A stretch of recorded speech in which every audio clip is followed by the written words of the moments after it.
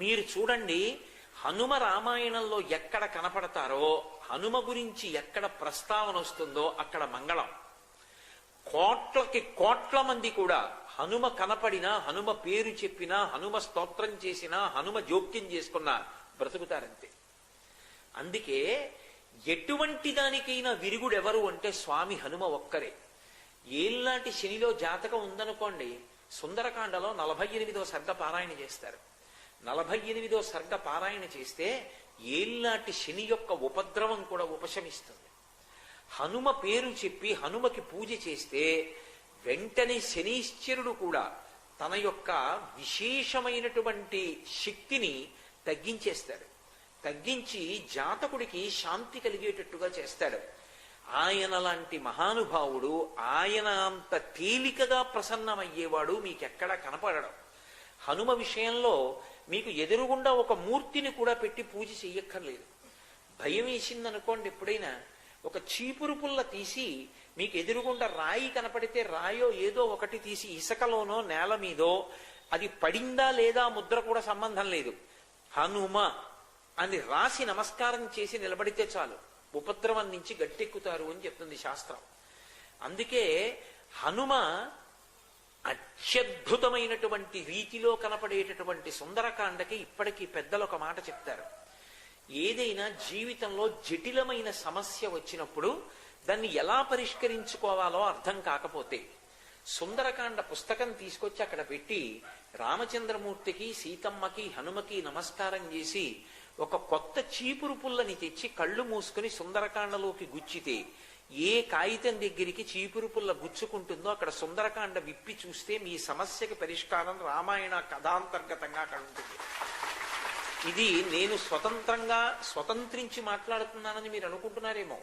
ఇవన్నీ పరమ ప్రామాణికమైనటువంటి సత్యాలు. అంతటి అద్భుతమైనటువంటి స్వామి యొక్క స్వరూపం హనుమ. అందుకే హనుమ శంకర స్వరూపం కాబట్టే, సాక్షాత్తు శివస్వరూపం కాబట్టే అన్నిటికన్నా అద్భుతమైన రీతిలో వేద పఠనం చేస్తే ఘనరూపంగా చదువుతారు. ఘనపాఠి అంటారు. ఆ ఘనగా వేదాన్ని చదవడం అంత తేలికైన విషయం కాదు. శ్రీరుద్రాన్ని ఘనగా చదివితే శంకర అన్న నామం 13 మాటలు తిరుగుతుంది. ఈ ప్రమాణాన్ని దృష్టిలో పెట్టుకుని 13 మాటలు శంకర అన్న నామం తిరిగేటట్టుగా శ్రీరుద్రాన్ని పారాయణ చేస్తే వచ్చేటటువంటి శక్తి ఎంతటిదో, ఎంత ప్రభావం చూపిస్తుందో, ఎన్ని మంగళాలిస్తుందో, అన్ని మంగళములను ఇవ్వడానికి వీలుగా సమర్థ రామదాసు గారు మళ్ళీ హనుమ యొక్క అవతారం కాబట్టి 13 మాటలు శంకర ఘనరూపంలో వస్తుంది కాబట్టి దాన్ని త్రయోదశాక్షరి మహామంత్రంగా మార్చి శ్రీరామ జయ రామ జయ జయ రామ చేశారు. ఆ మంత్రం వెనక శివస్వరూపం యొక్క వైభవం అంతా దాగి ఉంది. శ్రీరామ జయ రామ జయ జయ రామ అనబడేటటువంటి మంత్రం వెనక ఉన్నటువంటి శివ వైభవాన్ని మార్గశీర్ష మాసంలో చతుర్దశి రాత్రి పరివ్యాప్తమై ఉంటే మాసశివరాత్రి అంటారు. రాత్రి ఉండాలి, అర్ధరాత్రికి చతుర్దశి తిథి ఉండాలి, ఉంటేనే మాసశివరాత్రి. ఏదో 8 వరకు 9 వరకు ఉంటే మాసశివరాత్రి అని రాయకూడదు. అర్ధరాత్రికి పరివ్యాప్తమైతేనే మాసశివరాత్రి అవుతుంది. ఇవాళ సూర్యోదయానికి చతుర్దశి. చతుర్దశి సూర్యోదయానికి ఉండి పౌర్ణమి చంద్రబింబం ఆకాశంలో ప్రకాశిస్తోంది. నేను వస్తూ నమస్కారం చేసి వచ్చాను. అటువంటి పరమ పవిత్రమైనటువంటి సోమవారం నాటి ప్రదోష వేళలో శ్రీరామ జయ రామ జయ జయ రామ స్వామి హనుమయే శివస్వరూపమని చెప్పుకోవడం కన్నా సంతోషదాయకమైన విషయం ఏముంటుంది? మార్గశీర్ష మాసం ధన్యమైంది అంటే అదే కదూ, అక్కడే కదూ. అంతటి మహానుభావుడు.